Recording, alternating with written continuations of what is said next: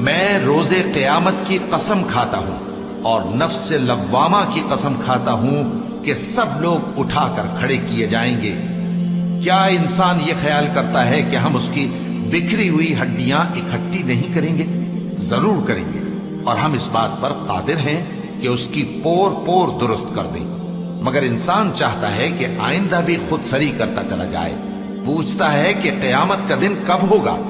سو جب آنکھیں چندھیا جائیں اور چاند گہنا جائے اور سورج اور چاند جمع کر دیے جائیں، اس دن انسان کہے گا کہ کہاں ہے بھاگنے کی جگہ؟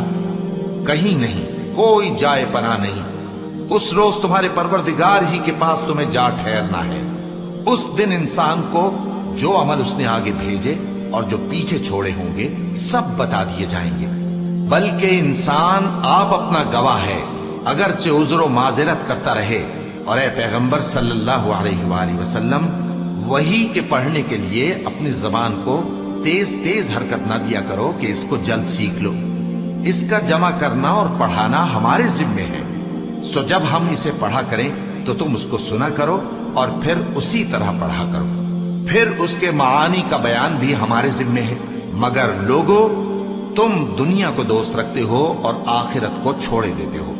اس روز بعض چہرے رونقدار ہوں گے، اپنے پروردگار کی طرف نظر کیے ہوئے ہوں گے، اور بہت سے چہرے اس دن اداس ہوں گے، خیال کریں گے کہ ان کے ساتھ کمر توڑ معاملہ کیا جائے گا۔